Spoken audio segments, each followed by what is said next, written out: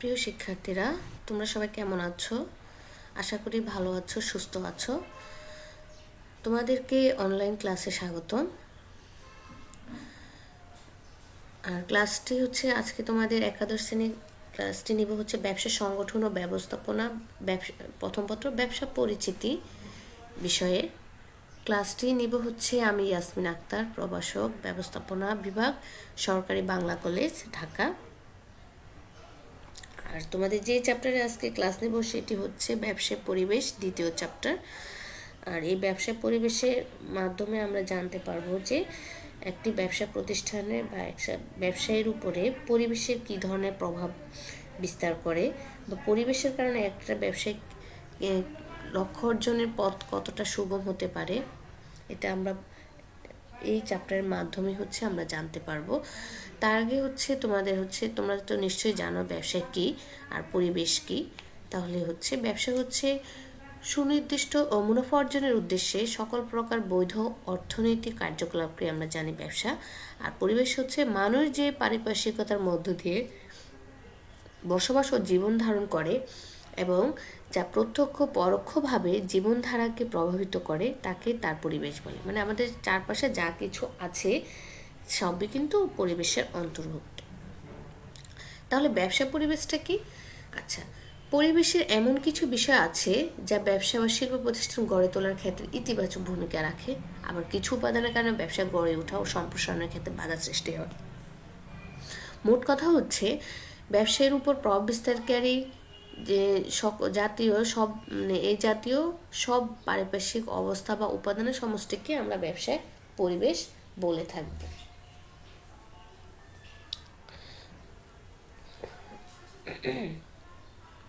আরেকটি কথা হচ্ছে ব্যবসা প্রতিষ্ঠানের যে গঠন, নিয়ন্ত্রণ, যেসব প্রাকৃতিক ও অপ্রাকৃতিক উপাদান দ্বারা প্রত্যক্ষ পরোক্ষভাবে প্রভাবিত হয় তার সমষ্টিকে আমরা ব্যবসা বলে থাকি। আচ্ছা, এখন হচ্ছে ব্যবসার যে উপাদানগুলো হচ্ছে ব্যবসা পরিবেশের উপর ব্যবসার উপর প্রভাব বিস্তার করে থাকে, সেই বিষয়গুলো আমরা জানবো।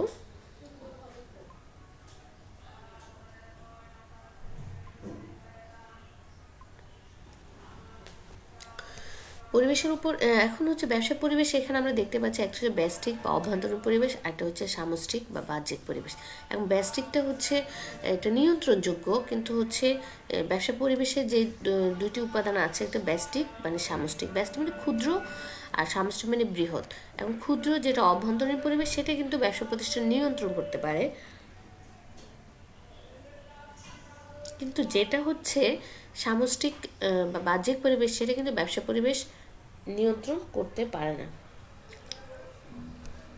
এখন দেখো, আমরা হচ্ছে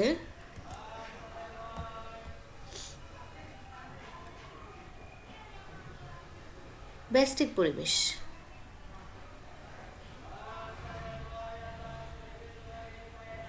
আচ্ছা ব্যষ্টিক পরিবেশের কিছু উপাদান হচ্ছে আমরা এখন জানবো। সেটা হচ্ছে দেখো, ব্যষ্টিক হচ্ছে যেটা আমি তোমাদের বলেছি যে প্রতিষ্ঠান অভ্যন্তরে বিরাজমান যেসব উপাদান হচ্ছে ব্যবসার উপর সরাসরি প্রভাব বিস্তার করে সেগুলিকে আমরা বলবো ব্যবসায়ের অভ্যন্তরীণ পরিবেশ। এটা হচ্ছে মাইক্রো মাইক্রো বলে, তার মানে ক্ষুদ্র ক্ষুদ্র পরিবেশ। এটা হচ্ছে উপাদানগুলো সঠিক পরিচালনা ব্যবসা দ্রুত এগিয়ে, যদি আপনি ব্যবসার অভ্যন্তরীণ যে উপাদানগুলি আছে সেগুলো যদি সঠিকভাবে আমরা হচ্ছে পরিচালনা করি তাহলে কিন্তু হচ্ছে যে কোনো প্রতিষ্ঠান দ্রুত মানে হচ্ছে মানে পরিচালনায় ব্যবসাকে দ্রুত এগিয়ে নিতে সাহায্য করে এই উপাদানগুলি। আর যে কোন উপাদানগুলি সেটা আমরা দেখতে পাচ্ছি মালিক বা শেয়ার হোল্ডার। একটা হচ্ছে পরিচালনা পর্ষদ, যারা হচ্ছে ব্যবসাটাকে পরিচালনা করবে, যেটা মালিক ও শেয়ার হোল্ডার থেকে নির্বাচিত হয়ে থাকে। আর হচ্ছে শ্রমিক কর্মী, অভ্যন্তরীণ সুযোগ সুবিধা। আরেকটা হচ্ছে ব্যবসা প্রতিষ্ঠান নিজস্ব কিছু সংস্কৃতি থাকে। আচ্ছা, ব্যবসার আর্থিক অবস্থা, মানে আর্থিক অবস্থার উপরেও কিন্তু অভ্যন্তরীণ পরিবেশে হচ্ছে প্রভাব বিস্তার করে থাকে। আর হচ্ছে সামষ্টিক পরিবেশ। এখন সামষ্টিক পরিবেশে দেখো সেটা হচ্ছে একটা হচ্ছে কার্য পরিবেশ সামষ্টিক পরিবেশের মধ্যে, আর একটা হচ্ছে সাধারণ পরিবেশ। এখন সামষ্টিক আমরা সামষ্টিক বলতে বলছে ম্যাক্রো, মানে আরেকটা হচ্ছে বাহ্যিক, মানে এটা বিশাল একটা পরিবেশ। সেটা হচ্ছে ব্যবসা প্রতিষ্ঠানের বাইরে যেসব উপাদান ব্যবসার উপর প্রত্যক্ষ প্রভাব বিস্তার করে বা পরোক্ষ প্রভাব বিস্তার করে, সেটাকে আমরা বলে থাকবো হচ্ছে ব্যবসায়ের বাহ্যিক পরিবেশ। এখন প্রতিষ্ঠানে যদি কোনো প্রতিষ্ঠান লক্ষ্য অর্জন করতে চায়, তাহলে হচ্ছে পরিবর্তিত পরিস্থিতির সাথে মোকাবেলা করতে চায়, তাহলে তাকে অবশ্যই এই ব্যবসায়ের এই সামষ্টিক বা বাহ্যিক পরিবেশকে গুরুত্ব সহকারে বিবেচনা করতে হবে। এখন দেখো কার্য পরিবেশ, একটা হচ্ছে কার্য পরিবেশ আর একটা হচ্ছে সাধারণ পরিবেশ। কার্য পরিবেশটা কি? ব্যবসার বাইরে যেসব ব্যক্তি বা পক্ষ ব্যবসার কাজের উপর প্রত্যক্ষভাবে প্রভাব বিস্তার করে, সেগুলি হচ্ছে কার্য পরিবেশ। যেমন হচ্ছে প্রতিযোগী ব্যবসা জগতে টিকে থাকতে হলে ব্যবসার পরিবেশের সব বাহ্যিক পক্ষ অত্যন্ত গুরুত্ব সহকারে দেখতে হবে। আর হচ্ছে ব্যবসাকে দীর্ঘমেয়াদী পরিকল্পনা নেওয়া এবং প্রতিনিয়ত যে সিদ্ধান্তগুলি নিয়ে থাকে, সেক্ষেত্রে হচ্ছে এই ব্যবসার কার্য পরিবেশের উপাদানগুলিকে, মানে এইসব পক্ষগুলোকে হচ্ছে বিবেচনা করতে হবে। এবং পক্ষগুলি কি? একটা প্রতিযোগী। তুমি যখন সিদ্ধান্ত গ্রহণ করবে, তখন অবশ্যই প্রতিযোগী ব্যবসা প্রতিষ্ঠানে কি করছে না করছে সেই বিষয়গুলোর উপরেও কিন্তু তোমাকে হচ্ছে পর্যবেক্ষণ করতে হবে। আর সে ক্রেতা বা ভোক্তার কি ধরনের চাহিদা, হ্যাঁ, সেটাও হচ্ছে তোমাকে কিন্তু বিবেচনা করতে হবে। আরেকটি হচ্ছে সরবরাহকারী, যারা তোমাকে কাঁচামাল সরবরাহ করছে, মধ্যস্থ ব্যবসায়ী যারা হচ্ছে তোমার যে উৎপাদিত পণ্যগুলি হচ্ছে খুচরা ব্যবসায়ী বা ভোক্তাদের নিকট পৌঁছে দিচ্ছে। আরেকটা হচ্ছে সরকারি যে সংস্থাগুলি আছে, যেমন হচ্ছে কিছু নিয়ম নীতি পালন করার বিষয় আছে, সেই পক্ষগুলোর সাথেও তোমার সেই পক্ষগুলোকেও তোমাকে বিবেচনা রাখতে হবে যে কোনো সিদ্ধান্ত গ্রহণের ক্ষেত্রে। আরেকটি পক্ষ হচ্ছে কৌশলগত মিত্র পক্ষ।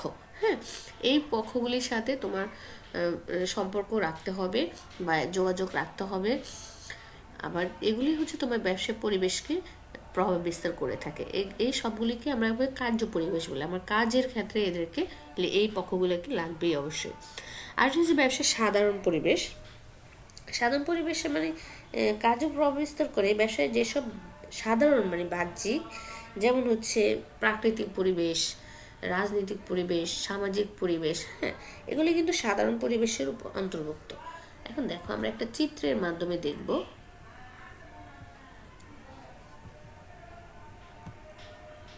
দেখো সাধারণ পরিবেশগুলো দেখো, আমরা দেখছি সাধারণ পরিবেশ হচ্ছে একটা হচ্ছে প্রাকৃতিক পরিবেশ। দেখো কি কি আছে, ভূপ্রকৃতি, জলবায়ু, এগুলো কিন্তু তোমরা ভালো করে মনে রাখবা যে কোন পরিবেশে কোনগুলো অন্তর্ভুক্ত, তোমরা ভালোভাবে বুঝতে পারবে।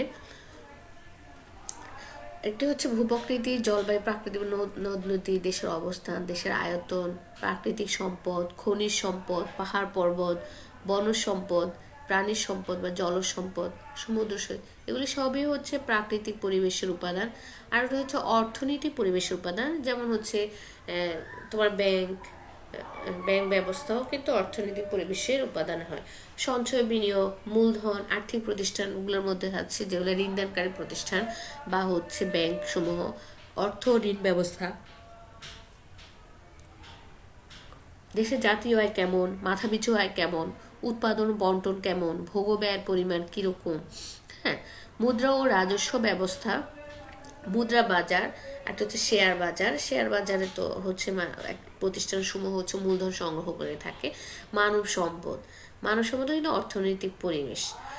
যদি কোনো দেশে মানব সম্পদ না থাকে, হ্যাঁ, তাদের দেশ কিন্তু খুব মানে যে কোনো লক্ষ্য অর্জনের ক্ষেত্রে বাধা সৃষ্টি হবে। মানব সম্পদ হচ্ছে শুধু মানে যারা হচ্ছে শিক্ষিত, দক্ষ, অভিজ্ঞ, তাদেরকে কিন্তু মানব সম্পদ বলা হয়ে থাকে।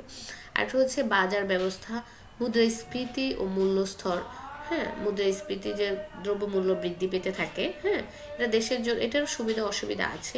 জাতীয় বাজেট ও কর, এই বিষয়গুলি হচ্ছে অর্থনৈতিক পরিবেশের উপাদান। এটা হচ্ছে সামাজিক পরিবেশ, দেশের জনসংখ্যা, শিক্ষা ব্যবস্থা, বেকারত্ব, সামাজিক যে প্রতিষ্ঠানগুলো, স্কুল, কলেজ, মাদ্রাসা, হ্যাঁ। আরেকটা হচ্ছে জাতীয়তা কি, জাতিগোষ্ঠী, প্রচার ব্যবস্থা, সভ্যতা, ভাষা, হ্যাঁ। এই সবগুলি কিন্তু সামাজিক পরিবেশের অন্তর্ভুক্ত। আরেকটা হচ্ছে সাংস্কৃতিক পরিবেশ। সাংস্কৃতিক পরিবেশে কিন্তু এই যে আমাদের দেশে কিন্তু বিভিন্ন হচ্ছে অনুষ্ঠান হয়ে থাকে, আচার অনুষ্ঠান, বৈশাখী, হালখাতা, নবান্ন, হ্যাঁ, হেমন্ত উৎসব, এগুলো হয়ে থাকে, সেগুলো সাংস্কৃতিক পরিবেশের অন্তর্ভুক্ত। সে যেমন হচ্ছে কি সাংস্কৃতিক পরিবেশ কী কী অন্তর্ভুক্ত, সেটা হচ্ছে দৃষ্টিভঙ্গি, ভোগকারীর মনোভাব, চিন্তা ভাবনার ধরন, নৈতিকতা, পছন্দ অপছন্দ ও রুচিবোধ, আচার অনুষ্ঠান, ঐতিহ্য, রীতি ও প্রথা, মূল্যবোধ, অগ্রাধিকার, কাব্য সাহিত্য ও শিল্পকলা, সেবার মনোভাব, হ্যাঁ। সব কিছুই হচ্ছে সাংস্কৃতিক পরিবেশের উপাদান। আরও কিছু পরিবেশ, অনেকগুলি পরিবেশ, টোটাল হচ্ছে কয়টি পরিবেশ দেখো, টোটাল হচ্ছে এখানে 8টি পরিবেশ, উপরে উপরে 4টি, প্রাকৃতিক পরিবেশ, অর্থনৈতিক পরিবেশ, সামাজিক পরিবেশ, সামাজিক সাংস্কৃতিক একটি পরিবেশের অন্তর্ভুক্ত ধরা হয়ে থাকে। আর একটি হচ্ছে রাজনৈতিক পরিবেশ, ধর্মীয় পরিবেশ, হ্যাঁ, প্রযুক্তিগত পরিবেশ। টোটাল এখানে 8টি পরিবেশ আমরা দেখতে পাচ্ছি। রাজনৈতিক পরিবেশ হচ্ছে সার্বভৌমত্ব, সরকার ব্যবস্থা ও এর নীতিমালা, রাজনৈতিক দল ও প্রতিষ্ঠান সমূহ, রাজনৈতিক স্থিতিশীলতা, আইন শৃঙ্খলা পরিস্থিতি, রাজনৈতিক দলের মতাদর্শ, চাপ প্রয়োগকারী বিভিন্ন জনগোষ্ঠী, হ্যাঁ, রাজনীতিবিদদের আচরণ, প্রজ্ঞা, মালিক শ্রমিক সম্পর্ক, আন্তর্জাতিক সম্পর্ক, সমুদ্র সীমা নির্ধারণ।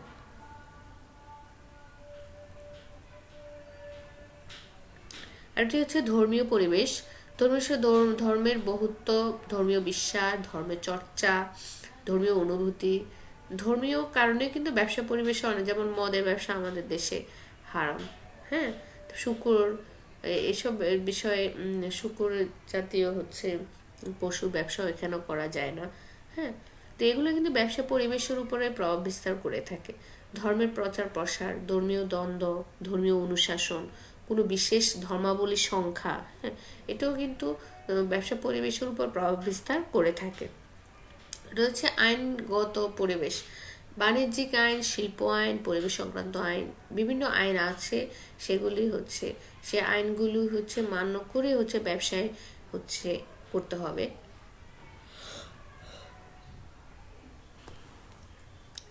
বাণিজ্য শিল্প আইন, পরিবেশ সংক্রান্ত আইন এবং পরিবেশে ব্যবসা সংগঠন করবে, পরিবেশের নিয়ম নীতি আইনগুলি মেনে হচ্ছে ব্যবসার গঠন করতে হবে। সমবায় আইন, বিনিয়োগ নীতি, মুদ্রা রাজস্ব নীতি, শ্রম আইন, ভোক্তা অধিকার সংরক্ষণ আইন, আন্তর্জাতিক বিভিন্ন আইন এবং আমদানি রপ্তানি নীতি, হ্যাঁ, যে বিদেশে যদি আমরা আমদানি রপ্তানি করে থাকি এই নীতিটি আমাদের প্রয়োজন হবে।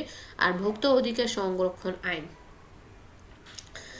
যেটা হচ্ছে ভোক্তাদের, এখন আগে ছিল না, আগে তো একচেটিয়াভাবে ব্যবসা করে থাকতো, ভোক্তাদের থেকে যেমন ইচ্ছা তেমন করতে পারতো, কিন্তু এই আইনটি হওয়ার পর থেকে হচ্ছে ব্যবসা প্রতিষ্ঠানগুলি যে কোনো যে মানে হচ্ছে যদি কোনো তাদের ভুল হয়ে থাকে, প্রোডাক্ট ভালো না দেয় বা হচ্ছে এর মাধ্যমে যদি ভোক্তা মনে করে যে প্রতারিত হয়েছে, তাহলে কিন্তু সে ভোক্তা অধিকার সংরক্ষণে যে হচ্ছে অভিযোগ করতে পারে, হ্যাঁ। তার অভিযোগ পরে পরবর্তীতে নিষ্পত্তি করার জন্য হচ্ছে করা হয়ে থাকে। যে যুক্তিসঙ্গত হয় তাহলে হচ্ছে যে ব্যবসা প্রতিষ্ঠানে অপরাধ করেছে তার শাস্তিমূলক ব্যবস্থা গ্রহণ করা হয়ে থাকে। আরেকটি হচ্ছে প্রযুক্তিগত পরিবেশ, বিজ্ঞান ও কারিগরি শিক্ষা, বিজ্ঞান ও গবেষণাধর্মী প্রতিষ্ঠান। আরেকটি হচ্ছে প্রযুক্তি, আমদানির সুযোগ, আধুনিক কলা কৌশলের ব্যবহার, বিজ্ঞান মনস্ক শিক্ষা ব্যবস্থা, তথ্য প্রযুক্তির ব্যবহার। বর্তমানে তো তথ্য প্রযুক্তির ব্যবহার করে ব্যবসা প্রতিষ্ঠান খুব দ্রুত গতিতে এগিয়ে যাচ্ছে এবং বেশি প্রতিযোগিতাও বাড়ছে ব্যবসা প্রতিষ্ঠানের মাধ্যমে। আচ্ছা, আরেকটা আমরা কিছু জানবো, এগুলো তো আমরা জেনেছি। ব্যবসায়ের উপর প্রাকৃতিক পরিবেশের উপাদানের হচ্ছে প্রভাব, হ্যাঁ, কি কি প্রভাব দেখো, আমরা আগেই জেনেছি যে যে ব্যবসার উপর প্রাকৃতিক পরিবেশের কিছু প্রভাব আছে।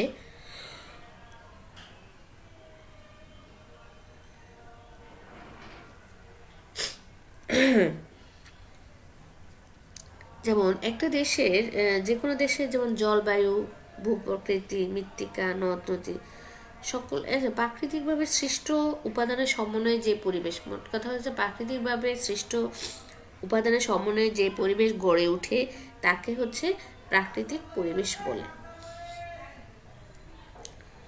আচ্ছা, এখন এই প্রাকৃতিক পরিবেশ কিন্তু মনুষ্য সৃষ্টি না, এটা হচ্ছে মনুষ্যের পক্ষে সৃষ্টি করা সম্ভব না।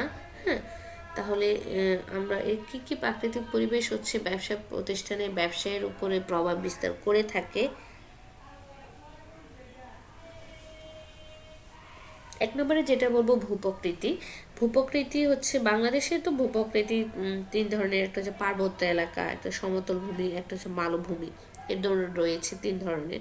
পার্বত্য এলাকায় কিন্তু ব্যবসা বাণিজ্য অতটা কিন্তু হচ্ছে খুব কষ্টসাধ্য একটা যোগাযোগ ব্যবস্থার অভাব, সবকিছু অভাব হেতু ওইখানে পর্যটন ব্যবসাগুলো কিন্তু খুব ভালো হয়ে থাকে পার্বত্য এলাকায়। সমতল ভূমিতে হচ্ছে যেমন হচ্ছে ফসল ফলাদি বেশি হয়। হ্যাঁ, আবার মালভূমি আছে এইটি। আচ্ছা, এখন চট্টগ্রাম, পার্বত্য চট্টগ্রাম, সিলেট, ময়মনসিংহ কিছু মালভূমি তো সব জায়গায় নেই, অল্প পরিমাণে আছে।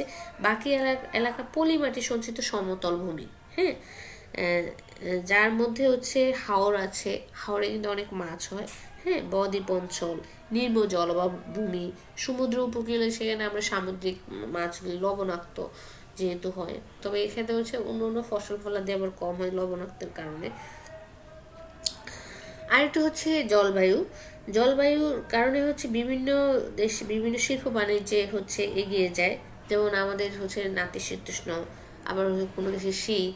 হ্যাঁ, আবার হচ্ছে অনুকূল নাতিশীতোষ্ণ, যেমন হচ্ছে জাপানে হচ্ছে কিন্তু অনুকূল নাতিশীতোষ্ণ। আবহাওয়ার মধ্যপ্রাচ্যে এক ধরনের, মধ্যপ্রাচ্যে কিন্তু হচ্ছে আবহাওয়া ভূপ্রকৃতির কারণে মধ্যপ্রাচ্যে কিন্তু কৃষিক্ষেত্রে তেমন কোনো অগ্রগতি নেই। তার প্রকৃতি জলবায়ু কিন্তু হচ্ছে মানুষের ব্যবসায়কে অনেক প্রভাব বিস্তার করে থাকে।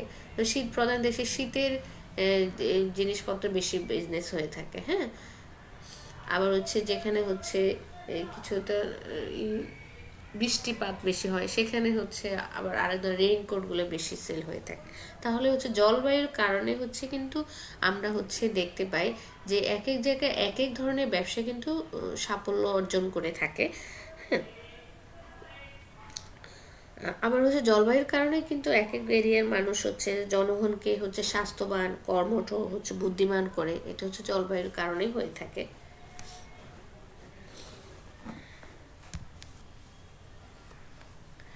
আরেকটা হচ্ছে আরেকটা উপাদান আমরা যেটা দেখতে পাচ্ছি সাগর ও নদ নদী। যেমন এখন তো হচ্ছে বাই বাস হচ্ছে আর হচ্ছে এয়ার। হ্যাঁ, এগুলোর মাধ্যমে হচ্ছে এখন পণ্য আনা নেওয়া করা হয়ে থাকে, কিন্তু মোস্ট অফ পণ্যই কিন্তু আনা নেওয়া হয়ে থাকে হচ্ছে জলপথে। হ্যাঁ, এই জন্য জলপথে হচ্ছে পণ্যদ্রব্য পরিবহন সহজ এবং কম ব্যয় হয়ে থাকে। বিশ্বের যতগুলি দেখবা যে হচ্ছে শহর কেন্দ্র গড়ে উঠেছে সবগুলো কিন্তু হচ্ছে নদীর পাশে, সাগরের পাশে। হ্যাঁ, এর কারণে হচ্ছে ওই যে সহজে পণ্য আনা নেওয়া করা যায়, খরচ কম।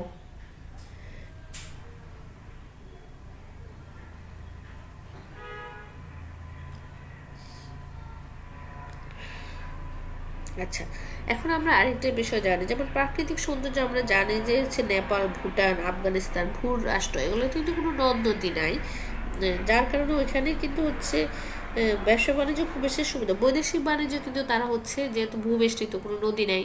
হ্যাঁ, নেপাল, ভুটান, আফগানিস্তান। আরেকটা হচ্ছে আবার হচ্ছে দেখো সিঙ্গাপুরে একটা জেলে রাষ্ট্র ছিল, একটা ছোট রাষ্ট্র, কিন্তু ওরা হচ্ছে নদীর পাশে হওয়াতে হচ্ছে নদী ও সাগর, এই জন্য কিন্তু তারা খুব দ্রুত উন্নতি লাভ করেছে। হ্যাঁ, আবার বাংলাদেশে বিখ্যাত বাণিজ্যিক শহর বা বন্দর যেটাকে আমরা বলে থাকি বাংলাদেশের চট্টগ্রাম, নারায়ণগঞ্জ। হ্যাঁ, এখানে কিন্তু অনেক বেশি ব্যবসা বাণিজ্য হয়ে থাকে। আর হচ্ছে চীনের সাংহাই নদী, তারপরে হচ্ছে জাপানের টোকিও। হ্যাঁ, সমুদ্র অনুকূল অব্যবস্থার ফলে এই জায়গাগুলোতে কিন্তু ব্যবসা বাণিজ্য গড়ে উঠেছে। আরেকটা আমি জানবো যে দেশের আয়তন।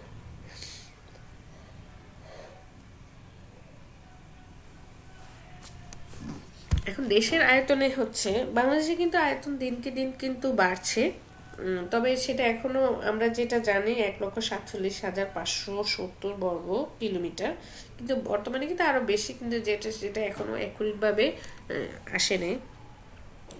ছিটমহলগুলো হচ্ছে আনয়ন হয়েছে, তারপরে সমুদ্রের আয়তন বেড়েছে। হ্যাঁ, সব মিলিয়ে কিন্তু বাংলাদেশের আয়তন আগে থেকে বাড়তি, কিন্তু আমরা এখনো যেটা এখনো হচ্ছে ওই আয়তন যে বেড়েছে সেটা এখন এস্টিমেট করা হয়নি, তাই আমরা 1,47,570 বর্গ কিলোমিটারে বলবো। তো এই ছোট আয়তনের কিন্তু অনেক বেশি জনসংখ্যা এই দেশের মধ্যে। আর দেশের জনসংখ্যা এখন তো হচ্ছে প্রায় হচ্ছে 18 কোটি, বেশিও হতে পারে। এই বিপুল জনসংখ্যা কিন্তু আসলে এই কর্মসংস্থানের খুবই অভাব, বেকার সমস্যা খুব বেশি।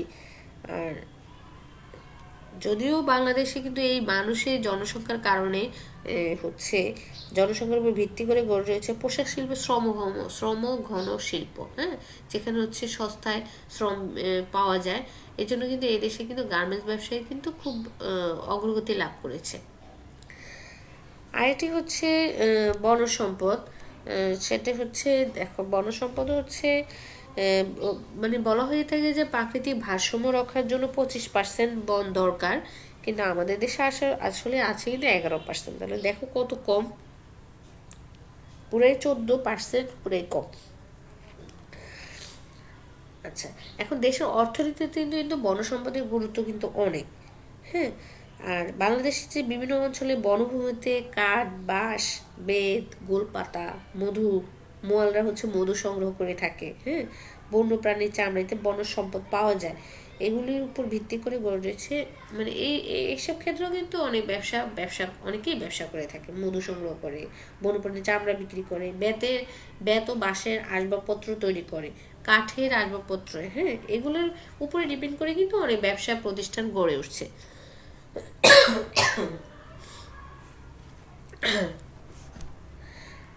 আরেকটি হচ্ছে জলসম্পদ। বাংলাদেশে যেহেতু হচ্ছে নদীমাতৃক দেশ, তো সেখানে হচ্ছে জলসম্পদ তো অনেক বেশি থাকবে, মানে এটার উপরে ভিত্তি করেই কিন্তু হচ্ছে অনেক ব্যবসা বাণিজ্য হয়ে থাকে। এখন দেখো, জলসম্পদের কারণেও কিন্তু বিশ্বের হচ্ছে অনেক দেশই কিন্তু সমৃদ্ধি লাভ করেছে। তার মধ্যে একটা হচ্ছে আমরা বলবো সেটা নরওয়ে। নরওয়ে কিন্তু মৎস্য সম্পদের উপর ভিত্তি করে, হ্যাঁ, নরওয়ে কিন্তু এখন উন্নত দেশের মধ্যে অন্তর্গত, জীবন মান অনেক হাই। তো তারাও কিন্তু মৎস্য সম্পদের উপর ভিত্তি করেই কিন্তু উন্নতি লাভ করেছে। হ্যাঁ,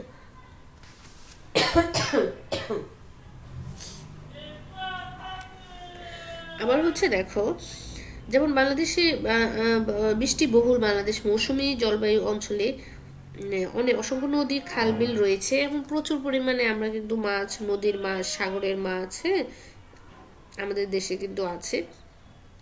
শুধু আমরা অভ্যন্তরীণ আমরা হচ্ছে যেমন হচ্ছে ইলিশ কিন্তু রপ্তানি হয়ে থাকে বিদেশে। হ্যাঁ, প্রচুর পরিমাণে ইলিশ মাছ হচ্ছে ধরা হয় আমাদের দেশে। হ্যাঁ, একটা হচ্ছে প্রাণী সম্পদ। প্রাণী সম্পদে হচ্ছে যেমন হচ্ছে বাংলাদেশের প্রাণী সম্পদে গবাদি পশু, হাঁস, মুরগি। হ্যাঁ, এবং এক্ষেত্রেও কিন্তু হচ্ছে অনেক ব্যবসা বাণিজ্য আছে। ডিম ডিম আবার হচ্ছে মুরগির মাংস, ডিম পুষ্টিকর খাদ্য। হুম, আর প্রাণী সম্পদের সমৃদ্ধি ব্যবসার জন্য বড় একটি নিয়ামক বলা হয়ে থাকে। আবার বাংলাদেশে যে গবাদি পশু যে পালন করে, সেই গবাদি পশু চামড়া বিক্রি করে অনেক বেশি বৈদেশিক মুদ্রা অর্জন করে থাকে। আর দেশে তো চাহিদা পূরণ করেই, আবার বিদেশ থেকেও বৈদেশিক মুদ্রা অর্জন করা হয়ে থাকে। আর হচ্ছে কৃষিকার্য।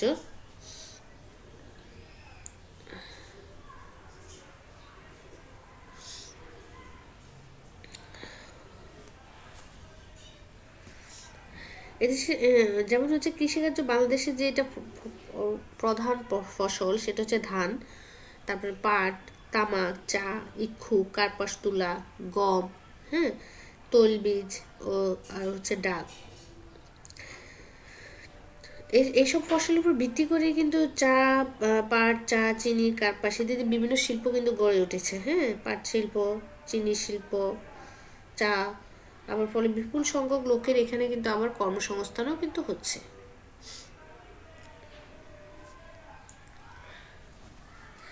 আর কি হচ্ছে সমুদ্র সৈকত। সমুদ্র সৈকতে হচ্ছে যেমন হচ্ছে বাংলাদেশের সর্ববৃহৎ সমুদ্র সৈকত রয়েছে কক্সবাজারে। আর এই সমুদ্র সৈকতের কারণে কিন্তু হচ্ছে পর্যটন শিল্প কিন্তু ওই দেখো কক্সবাজারে কিন্তু অনেক পর্যটন শিল্প, অনেক হোটেল মোটেল, হ্যাঁ, রেস্টুরেন্ট কিন্তু ব্যবসা করছে। সেটা কিন্তু এই যে সমুদ্র সৈকতকে কেন্দ্র করেই কিন্তু হচ্ছে। এছাড়াও আরও বিশ্বের বিভিন্ন দেশেই কিন্তু এই হচ্ছে এই সমুদ্র সৈকতের কারণে ওসব এলাকায় ব্যবসা বাণিজ্য গড়ে উঠতেছে। হ্যাঁ, ইন্দোনেশিয়াও কিন্তু এই সমুদ্র সৈকতের কারণে হচ্ছে অনেক ব্যবসায়ী সাফল্য অর্জন করেছে। আচ্ছা, খনিজ সম্পদ।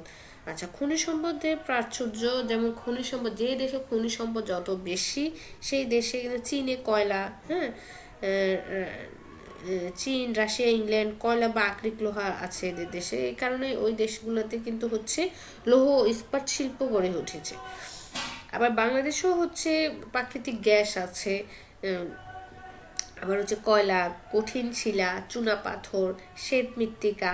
হ্যাঁ, দেশের উত্তোলিত গ্যাস মূলত সার ও বিদ্যুৎ উৎপাদন, গৃহস্থলী কাজ। আমাদের দেশে যে প্রাকৃতিক গ্যাসটা হচ্ছে ব্যবহার হয়ে থাকে সেটা সার বিদ্যুৎ উৎপাদন কেন্দ্রে আর হচ্ছে গৃহস্থলী কাজে ব্যবহৃত হয়ে থাকে। ব্যবসায়ের উপর অর্থনৈতিক পরিবেশের উপাদান। অর্থনৈতিক পরিবেশ যেমন হচ্ছে আমরা বলে থাকি যে ব্যবসায়ের প্রাণ হচ্ছে অর্থ। অর্থ ছাড়া হচ্ছে ব্যবসাকে চিন্তাই করা যায় না। আচ্ছা, অর্থকে ব্যবসায়ের মূল চালিকা শক্তি বলা হয়ে থাকে। তাহলে হচ্ছে আমরা অর্থনৈতিক পরিবেশটা কি প্রথমে আমরা জানি যে কোনো দেশের যেমন অর্থ, ঋণ ব্যবস্থা, জনগণের আয়, সঞ্চয়, বিনিয়োগ, মানব সম্পদ প্রকৃতি অর্থনৈতিক উপাদানের উপর ভিত্তি করে যে পরিবেশটা গড়ে ওঠে সেটাকে আমরা বলবো অর্থনৈতিক পরিবেশ। আর অর্থনৈতিক পরিবেশে অর্থনৈতিক অবস্থার অবনতি ব্যবসার ক্ষেত্রে যদি মন্দাভাব সৃষ্টি হয়, হ্যাঁ, আবার সর্বদা অর্থনৈতিক উন্নয়নে সচেষ্ট থাকতে হবে। হ্যাঁ, অর্থনৈতিক ঋণ ব্যবস্থা, ব্যবসা প্রতিষ্ঠানগুলো তো মোস্ট অফ ঋণ নিয়ে হচ্ছে ব্যবসা করে থাকে। হ্যাঁ, তো ঋণ ব্যবস্থা শিথিল করতে হয়, যেটা হচ্ছে সময় সময়ে ঋণ নীতি হচ্ছে বাস্তবায়ন, ঋণ নীতির পরিবর্তন করা হয়ে থাকে। আর হচ্ছে সঞ্চয় ও বিনিয়োগ।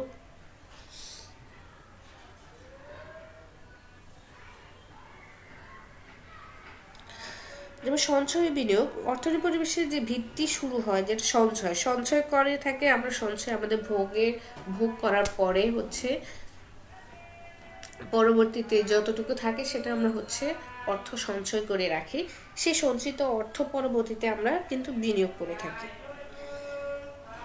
যে এলাকার লোকজন সঞ্চয় বিনিয়োগের ইচ্ছা বেশি সেখানে বিভিন্ন ধরনের ব্যবসা দ্রুত প্রসার হয়। তার মানে সঞ্চয়ের প্রবণতা থাকতে হবে। আর সঞ্চয় প্রবণতার কারণ সৃষ্টি করার জন্য কিন্তু বিভিন্ন ব্যাংক, বিভিন্ন বীমা প্রতিষ্ঠান, বিভিন্ন ঋণদান প্রতিষ্ঠান সমূহ হচ্ছে সঞ্চয় উৎসাহিত করার জন্য বিভিন্ন কর্মসূচি পালন করে। এবার ব্যাংক সমূহতে কিন্তু আমরা হচ্ছে সঞ্চয় হিসাব আছে, বিভিন্ন হিসাব খুলে সেখানে হচ্ছে ডিপিএস, এগুলোর মাধ্যমে কিন্তু সঞ্চয় করা হয়ে থাকে।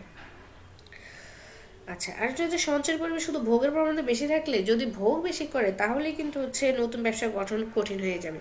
ভোগ করলে তো আর বিনিয়োগ করতে পারবে না, সঞ্চয় হবে না তার। আর হচ্ছে মূলধন। ব্যবসায়ীগণ মূলধন ও পুঁজি সংস্থান কিভাবে করবেন তা থেকে দেশে বিভিন্ন ব্যাংক ব্যবস্থা বা পুঁজি বাজারের উপর নির্ভর করে। দেশে উন্নত মুদ্রা বাজার ও পুঁজি বাজারের উপস্থিতি ব্যবসায়ীকে ব্যবসা স্থাপনে উৎসাহিত করে থাকে। দেশে যদি হচ্ছে পুঁজি বাজার, শেয়ার বাজার বা মুদ্রা বাজার এগুলির উপস্থিতি ভালো থাকে তাহলে কিন্তু হচ্ছে ব্যবসায় হচ্ছে খুব ব্যবসা স্থাপনে উৎসাহিত হয়। মূলধন ব্যয় কম হলে, মূলধন হচ্ছে ইন্টারেস্ট যেটা সেটা যদি কম হয় তাহলে ব্যবসা সম্প্রসারণ সহজ হয়। আবার মূলধন ব্যয় যদি বেশি হয় তাহলে ব্যবসায়িক ব্যয় কিন্তু বেড়ে যায়। হ্যাঁ, তখন হচ্ছে ব্যবসা অতটা হচ্ছে মানুষ উৎসাহিত হয় না। যেমন ঋণের সুদ যদি বেশি হয়ে থাকে, ঋণ নিতে গেলে তো সুদ বেশি, তাহলে কিন্তু মানুষ ঋণ নিবে না। আর ঋণ না নিলে কিন্তু হচ্ছে মানুষ হচ্ছে ব্যবসা করবে না। এটা হচ্ছে আর্থিক প্রতিষ্ঠান, বিভিন্ন আর্থিক প্রতিষ্ঠান যেমন হচ্ছে ব্যাংক, বিমা, অর্থ লগ্নিকারী প্রতিষ্ঠানের আধিক্য, হ্যাঁ, তাদের অর্থ ঋণ ব্যবস্থার কারণে দেশে অর্থনৈতিক পরিবেশ, যেমন বাংলাদেশে তো কতটি, অনেক 65 না 66টা ব্যাংক রয়েছে, হ্যাঁ, আবার অনেক ঋণ দানকারী প্রতিষ্ঠানও রয়েছে। তো ব্যাংক সমূহ হচ্ছে সহজ শর্তে হচ্ছে ঋণ দিয়ে থাকে, ঋণ দানকারী প্রতিষ্ঠানগুলো ব্যবসা প্রতিষ্ঠানগুলোকে ঋণ দিয়ে থাকে। এই আর্থিক প্রতিষ্ঠানগুলি কিন্তু হচ্ছে আর্থিক প্রতিষ্ঠান যেগুলি ব্যবসায়ীকে অতি দ্রুত প্রসারিত করছে। আর এইসব আর্থিক প্রতিষ্ঠান যদি না থাকতো তাহলে কিন্তু ব্যবসায়ের যে সম্প্রসারণ সেটা কিন্তু বাধাপ্রাপ্ত হতো। আরেকটি হচ্ছে অর্থ ঋণ ব্যবস্থা। বাংলাদেশ ব্যবসায়ের প্রবর্তন পরিচালনার জন্য অর্থ ঋণ মূলধন কিন্তু অনেকভাবে সংগ্রহ করে হয়ে থাকে। সেটা হচ্ছে শেয়ার মূলধন, ঋণ মূলধন, মালিকের যে ব্যবসায়ী তার ব্যক্তিগত সঞ্চয়, আত্মীয় স্বজন থেকে সংগ্রহ করে থাকে, হ্যাঁ। তার মধ্যে অর্থ ঋণ ব্যবস্থা বেশি অর্থে ঋণের মাধ্যমে বেশিরভাগ প্রতিষ্ঠানগুলি হচ্ছে মূলধন সংগ্রহ করে থাকে। ঋণ সরবরাহের পর্যাপ্ত সহজ ও পর্যাপ্ত সেই সমাজের শিল্প বাণিজ্য সম্প্রসার। যদি অর্থ ঋণের হচ্ছে সহজ শর্ত থাকে, ঋণ সুদের হার কম থাকে, শর্ত কম থাকে, তাহলে কিন্তু সেখানে শিল্প বাণিজ্য গড়ে ওঠে। আর যদি শর্ত অনেক কঠিন হয়, সুদের হার বেশি হয়, তাহলে কিন্তু হচ্ছে ব্যবসা প্রতিষ্ঠানের পরিবেশ ততটা সৃষ্টি হবে না, মানে হচ্ছে গঠিত হবে না, ব্যবসা সংকোচন সৃষ্টি করে। তাই সরকার, যে কোনো দেশের সরকারই কিন্তু হচ্ছে সুষ্ঠু অর্থ ব্যবস্থা গড়ে তোলার উপরে খুব গুরুত্বপূর্ণ সিদ্ধান্ত গ্রহণ করে থাকে। আর হচ্ছে মাথাপিছু আয়, যে দেশের অর্থ ঋণ ব্যবস্থা উন্নত, মাথাপিছু আয়ের পরিমাণ বেশি, সেই দেশ ব্যবসার ক্ষেত্রে উন্নত। বাংলাদেশে এখন হচ্ছে 1602 বর্তমানে, যেটা 1600 বাইরে বেশি প্রায় হবে। আর পাশাপাশি উক্ত আয়ের একটি বড় অংশ প্রত্যক্ষ পরোক্ষ ব্যবসায় বিনিয়োগ করে। যখন মাথাপিছু আয় বেশি হয়, মাথাপিছু আয়ের আধিক্যের কারণে ভোগের পরিমাণ অবশ্য বেড়ে যায়, পাশাপাশি উক্ত আয়ের একটি অংশ কিন্তু প্রত্যক্ষ পরোক্ষভাবে কিন্তু ব্যবসায়ের উপর প্রভাব বিস্তার করে থাকে। আরেকটি হচ্ছে উৎপাদন ও বন্টন ব্যবস্থা। সরকার নিয়ন্ত্রণাধীন উৎপাদন বন্টন ব্যবস্থা বহাল থাকলে ব্যক্তি মালিকানাধীন ব্যবসায় প্রসার কঠিন হয়ে থাকে। যে দেশে মুক্ত উৎপাদন বন্টন ব্যবস্থা প্রচলন আছে, সেই দেশে হচ্ছে ব্যবসার দ্রুত প্রসার ঘটে থাকে। উৎপাদন ও বন্টন ব্যবস্থা সরকারের উপর ডিপেন্ডেন্ট নাকি হচ্ছে ব্যক্তি মালিক? আমাদের দেশে দুইটাই আছে, সরকার ব্যক্তি মালিকানাধীন দুইটাই আছে। আরেকটি হচ্ছে ভোগ ও ব্যয়ের পরিমাণ। ভোগ ও ব্যয়ের পরিমাণ, কোন সমাজের মানুষজন যদি হচ্ছে সম্পদ কুক্ষিগত করে রাখার প্রবণতা বেশি, সেখানে কিন্তু হচ্ছে একটা শ্রেণীর কাছে হচ্ছে কিন্তু সম্পদ কুক্ষিগত আছে, সেক্ষেত্রে কিন্তু ব্যবসা বাণিজ্যে কিন্তু সম্প্রসারণে কিন্তু বাধার সৃষ্টি হয়ে থাকে, হ্যাঁ। তাহলে হচ্ছে ভোগের পরিবেশ সেই সমাজে দ্রুত, আবার জনগণ, যে সমাজে সাধারণ জনগণের ভোগ ও ব্যয়ের প্রবণতা বেশি থাকে, তাহলে কিন্তু হচ্ছে আবার হচ্ছে ব্যবসা বাণিজ্যের সম্প্রসার হয়ে থাকে, হ্যাঁ। তাহলে ভোগ ও ব্যয়ের পরিমাণের উপরও ডিপেন্ড করে হচ্ছে ব্যবসা সম্প্রসারণের ভূমিকা রাখে। আর যে হচ্ছে মুদ্রা ও রাজস্ব নীতি, যে নীতি দেশের মুদ্রার চাহিদা যোগান, ঋণের পরিমাণ নিয়ন্ত্রণ, তাকে মুদ্রানীতি বলে থাকে, হ্যাঁ। মুদ্রার চাহিদা যোগান, আবার ঋণের, আবার হচ্ছে সরকারের আয় ব্যয় সংক্রান্ত কাজ বা ব্যবস্থাপনাকে আমরা বলে থাকি রাজস্ব নীতি। এবং সরকার যদি কোনো শিল্পের জন্য উদার ব্যবস্থা নীতি অবলম্বন করে, এটা করে থাকে কোনো কোনো, যেমন নতুন ব্যবসা প্রতিষ্ঠানের জন্য উদার উদার উদার রাজস্ব নীতি অবলম্বন, কোনো কোনো ক্ষেত্রে কঠোর নীতি অনুসরণ করে। উদার নীতি অবলম্বন করবে সেই ধরনের শিল্পে সহজ, তো উদার নীতি যখন অবলম্বন করে সেই শিল্পটা আবার বেশি মানে সম্প্রসারণ হয়। আবার কোনো কোনো ব্যবসা প্রতিষ্ঠান দেশের জন্য হার্মফুল, তখন হচ্ছে সেক্ষেত্রে হচ্ছে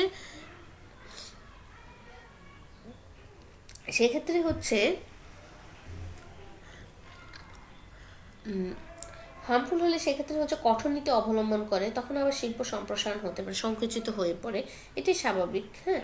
তাহলে মুদ্রা ও রাজস্ব নীতি খুব গুরুত্বপূর্ণ ভূমিকা পালন করে ব্যবসা প্রতিষ্ঠানে। আর সে হচ্ছে মুদ্রা বাজার। দেশের মুদ্রা বাজারের পরিস্থিতি, গতি প্রকৃতি, নিয়ম কানুন, হ্যাঁ, অনুকূল ও ব্যবসার অনুকূল পরিবেশ প্রভাবিত করে। পরিবেশের জন্ম দেয়, প্রতিকূলতা বিরূপ পরিবেশের জন্ম দেয়। আর এর প্রতিকূলতা, যদি মুদ্রা বাজার প্রতিকূলতার সৃষ্টি হয় তাহলে কিন্তু ব্যবসা প্রতিষ্ঠানও সেটা প্রতিকূল প্রভাব বিস্তার করে। শেয়ার বাজার, আমরা জানি যে যে সংগঠিত বাজারে শেয়ার বা ঋণপত্র কেনাবেচা হয়ে থাকে সেটাকে আমরা বলে থাকি শেয়ার বাজার। শেয়ার বাজার কিন্তু ব্যবসায়ের গতি প্রকৃতি অর্থনীতি পরিবেশে গুরুত্বপূর্ণ ভূমিকা পালন করে থাকে। শিল্প বাণিজ্যের অগ্রগতিতে বা বিকাশের ক্ষেত্রে হচ্ছে শেয়ার বাজারে হচ্ছে অনেক গুরুত্বপূর্ণ ভূমিকা পালন করে। কারণ হচ্ছে মূলধন সংগ্রহ করে কিন্তু অনেক বিগ অ্যামাউন্ট মূলধন সংগ্রহ করে শেয়ার বাজার থেকে। আর হচ্ছে শ্রমশক্তি বা মানব সম্পদ। আচ্ছা, মানব সম্পদের প্রাচুর্য আর সহজভাবে দেশের জন্য হচ্ছে প্রধান নিয়ামক বলা হয়ে থাকে। যেমন অনেক দেশে কিন্তু মানব সম্পদ নেই, হ্যাঁ, দক্ষ মানব সম্পদ নেই, সেক্ষেত্রে কিন্তু তারা অন্য দেশ থেকে হায়ার করে নিয়ে আসে। হ্যাঁ, তাহলে আমরা বলবো যে দক্ষ শিক্ষিত জনগোষ্ঠী বড় সম্পদ হিসেবে গণ্য। চাহিদা, একটা হচ্ছে চাহিদা মতো মানব সম্পদ পাওয়া গেলে দেশে ব্যবসায়িক উন্নতি হওয়া সম্ভব। সুস্থ, নিষ্ঠা, দক্ষ শ্রমিকের উপর শিল্পের সাফল্য নির্ভর করে, যেটা আমরা জানি। আর হচ্ছে শ্রমিকদের দক্ষতা ও শিল্পায়নের ব্যাপারে গুরুত্বপূর্ণ ভূমিকা পালন করে। আর হচ্ছে মানব সম্পদ। বাজার ব্যবস্থাটা কীরকম হবে? মুক্ত বাজার অর্থনীতির এলাকায় ব্যবসা দ্রুত সম্প্রসারিত, যেখানে কোনো সীমা থাকবে না। সরকার নিয়ন্ত্রণ বাজার ব্যবস্থা, ব্যক্তি মালিকানাধীন ব্যবসায়ীরা তেমন একটা সুবিধা করতে পারে না, তাই সরকারের নিয়ন্ত্রণ, তাই মুক্ত বাজার অর্থনীতি এটা চালু করতে হবে। আরেকটা হচ্ছে মুদ্রাস্ফীতি ও মূল্য সংকোচন। দ্রব্যমূল্যের দীর্ঘকালীন ঊর্ধ্বগতিতে আমরা হচ্ছে মুদ্রাস্ফীতি বলে থাকি। ব্যবসায়ীরা সহজে ব্যবসা সম্প্রসারণ, মুদ্রাস্ফীতি হলে হচ্ছে দ্রব্যমূল্য বেড়ে যায় ঠিকই, কিন্তু হচ্ছে ব্যবসায়ীদের জন্য সেটা ভালো হয়, তারা হচ্ছে ব্যবসা সম্প্রসারণ করতে পারে। আবার বেশি মূল্যস্তর অনেক বেশি উঠানো বা আবার সেটা কিন্তু আবার ব্যবসায়ের ক্ষেত্রে ক্ষতির কারণ হয়ে থাকে। আচ্ছা, জাতীয় বাজেট ও কর কাঠামো। বাংলাদেশে তো প্রতি বছরই একটা বাজেট হয়ে থাকে, সেটা জুন 1 থেকে জুলাই 1 থেকে জুন 30-এর একটা বাজেট করে থাকে প্রতি বছরে, অর্থনৈতিক বাজেট। তো বাজেট হচ্ছে, আরেকটা হচ্ছে কর কাঠামো। তো সেটা প্রতিবারে বাজেটে নির্ধারণ করা হয়। সরকার জাতীয় বাজেট ও কর কাঠামো যদি শিল্প বাণিজ্যের অনুকূল হয় তাহলে দেশি বিদেশি বিনিয়োগ গড়ে উঠে, ব্যবসায় বিস্তার ঘটে। আবার বাজেট ও কর কাঠামোতে শিল্পী সুবিধা হ্রাস করলে দেশে ব্যবসার সুযোগ সুবিধা সংকুচিত হয়, এতে বিনিয়োগ দেশের বাইরে চলে যায় এবং অনেক ব্যবসায় গুটিয়ে ফেলে। তাহলে এই বিষয়গুলোকে অবশ্যই সরকার বিবেচনা করতে হবে।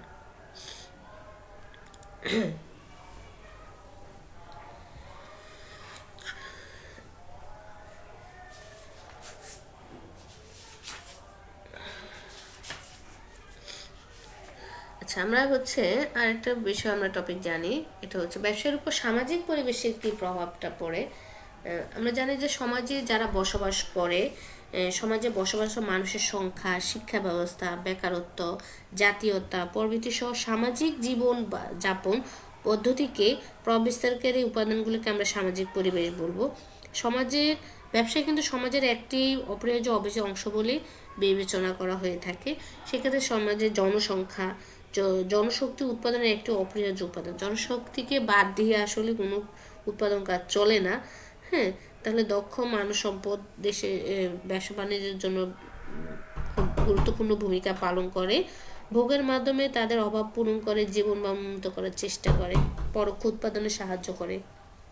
কৃষি, শিল্প, বাণিজ্য প্রভৃতি জাতীয় অর্থনৈতিক কর্মকাণ্ড উন্নয়নের ক্ষেত্রে কাম্য জনসংখ্যা সামাজিক পরিবেশের অন্যতম উপাদান। আরেকটি হচ্ছে জাতি গোষ্ঠী। পৃথিবীতে জাতিভেদে শিল্প, বাণিজ্য, অর্থনৈতিক কর্মকাণ্ডে হচ্ছে অর্থনৈতিক কর্ম লক্ষ্য করা যায়। জাতিভেদে জনগণের দৈহিক গঠন, আকার আকৃতি, বুদ্ধিমত্তা, চারিত্র, যেমন হচ্ছে পৃথিবীতে জনসংখ্যা প্রধানত 3 প্রকার হয়ে থাকে। একটা হচ্ছে শ্বেতকায়, পিতকায়, হচ্ছে পিতকায়, আর হচ্ছে কৃষ্ণকায় জাতি। এখন আমরা শ্বেতকায় যেটা হচ্ছে সেটা তারা হচ্ছে লোকেরা দীর্ঘদেহী, স্বাস্থ্যবান, সাহসী আর পরিশ্রমী, অধিক বুদ্ধিমান হয়ে থাকে।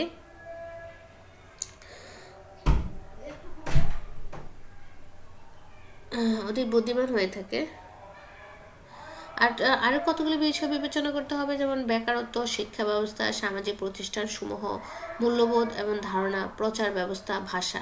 হ্যাঁ, এই বিষয়গুলো আমাদের বিবেচনা করতে হবে যখন ব্যবসা সামাজিক পরিবেশের উপাদান।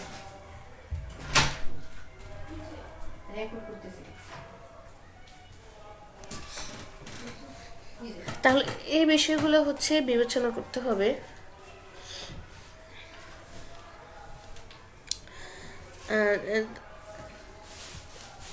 প্রিয় শিক্ষার্থীরা, তাহলে তোমাদেরকে আজকে এখানে ক্লাসটি শেষ করে দিচ্ছি। তোমাদেরকে ধন্যবাদ। আগামী দিন অবশ্যই তোমাদের আবার এই ব্যবসায়ের উপরে সামাজিক পরিবেশ উপাদান বিষয়ে আমি আরও আলোচনা করব। আজকের মতো এখানেই শেষ করছি। আল্লাহ হাফিজ।